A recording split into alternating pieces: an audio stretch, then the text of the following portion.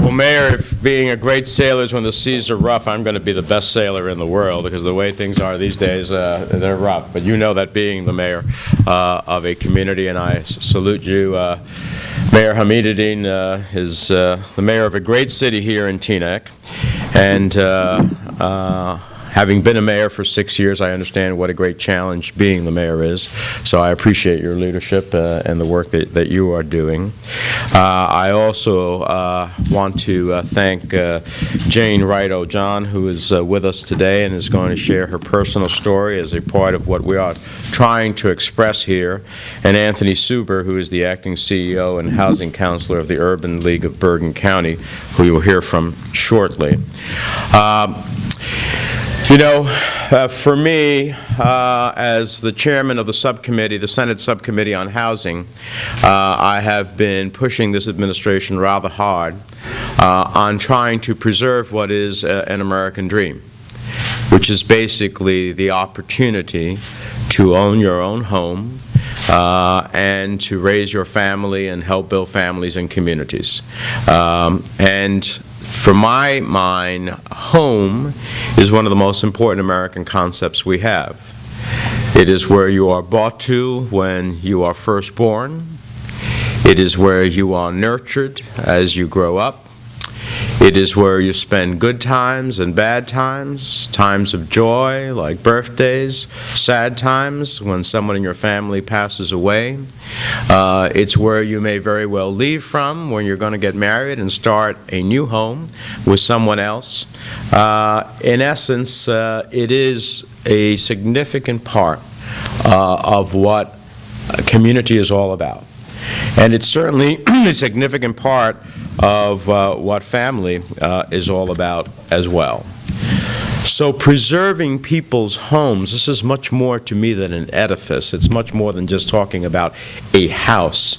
It is really about preserving the very essence of what creates a sense of community like here in Teaneck. And I appreciate Jane Wright-Ojohn being with us today, and you'll hear from her shortly. She lives here at 188 Maple Street in Newark, in Teaneck, with her daughter and her adult grandson. Both Jane and her daughter are unemployed. She was laid off by Pfizer, and her daughter worked for an international shoe company that no longer needed her services. So they were both very well gainfully employed until we hit this economic challenge that we have today. She has been seeking a modification to her mortgage from Aurora Loan Services so she can stay in her house, but after going through all the necessary steps, after going to housing counseling at the Bergen County Urban League, she realized that no matter what she did, she couldn't afford the modification that was being ordered. Jane is not alone. She is not alone. There are many other families in New Jersey looking at the very same situation. It's sobering for all of us to think that as of August, 61,407 homes in New Jersey have been foreclosed or are in the process of being foreclosed. In that respect, Jane is not alone. In August, 1 in every 736 housing units in New Jersey received a foreclosure filing. Let's remember that when we say housing units, we're talking again about people like Jane. We're talking about real families being displaced from their home, children being displaced from their home, and that often means being displaced from their schools, which is why I'm proud of the legislation that passed into law to help school districts work with children who are being displaced in their homes so that they can retain their educational setting and not be set back. The statistics are very sobering. New Jersey is in the top 30% of states in terms of frequency of foreclosure proceedings nationwide. But again, this is not about housing units or nameless pieces of property. This is about people like Jane and her family struggling to find a way out of this crisis that 8 years of economic policies that favored Wall Street over 188 Maple Street created. So why are we here?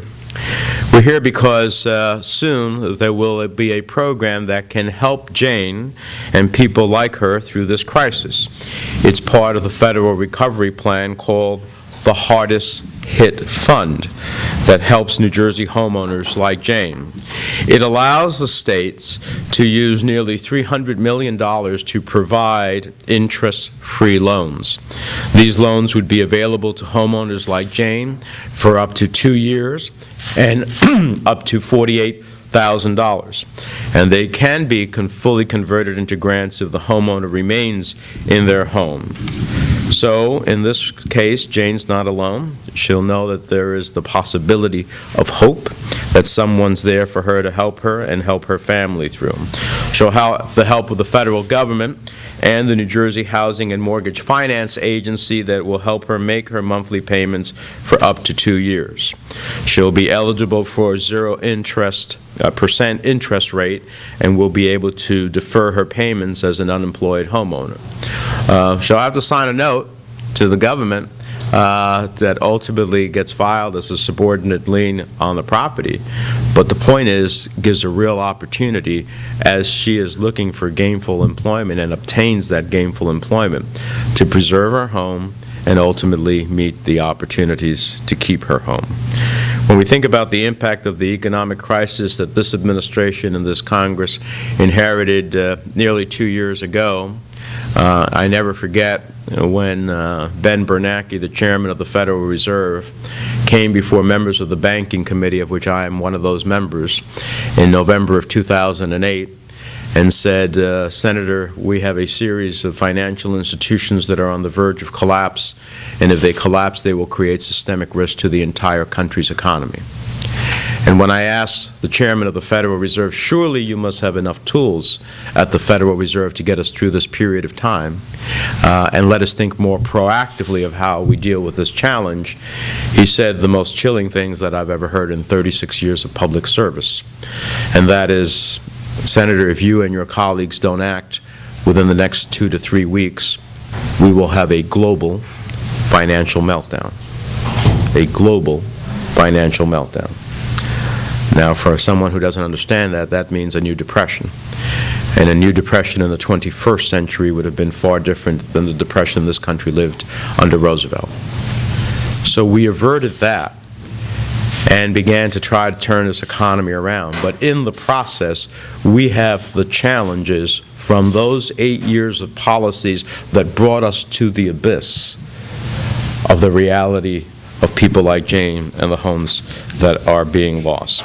That's why we think that as a response to that challenge, this program makes eminent sense and gives an opportunity to have that access to families to be able to keep their homes. And it's also important to the community at large. I know that the mayor understands that when you have multiple homes in a neighborhood, in a community that are in foreclosure, the property values decrease. And when property values decrease, that means the rateable base of the community decreases. And when the rateable basis decreases, that means there's less revenue for police, fire, education, and all of the critical services the city has to deliver. And so then mayors have two choices. Either they raise taxes, which they don't want to do, or they cut services, which means everybody receives less. So this is about individuals, it's about families, it's about our communities, and ultimately, as such, it's about a nation. So I think it's past time that we just help Wall Street. It's time that we help 188 Maple Street and streets like it across America. Finally, before I ask Jane to come up, on a related note, as the chairman of the Housing Subcommittee, I have sent a letter to the major banks in the country, including some of the major mortgage companies. Some of you may have read about mass wholesale filings of foreclosures that were improperly documented. I have asked for an accounting from each of those banks and companies. I have also asked for a Government Accountability Office report with my colleague, Senator Franken. It is unacceptable that something as dramatic as the taking of someone's home could be done so lightly and so cavalierly, when in fact many of those individuals, if the companies had properly pursued the appropriate course, may have been eligible for modifications and opportunities for them to be a responsible borrower and at the same time be able to keep their home, keep their family together, and help build communities. Those letters have gone out today, and we expect, I expect as the chairman of the subcommittee, to make sure that either we get responses or in the absence of that, have hearings to get to the bottom of it.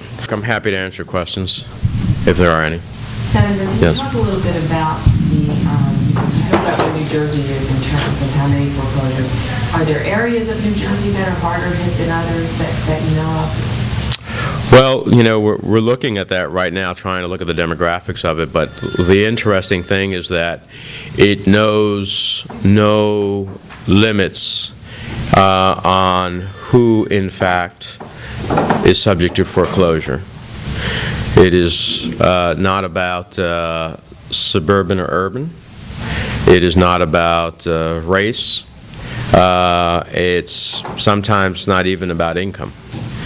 What it is about whether or not you have gainful employment to sustain the very mortgage that you responsibly undertook to be able to purchase your home. So from what we gather from our office, where we try to help individuals and we work with organizations like the Urban League and New Jersey Citizen Action and other entities who are qualified and have HUD counselors qualified to help people transition from the mortgages, many of which they should not have been led to. This is the other thing.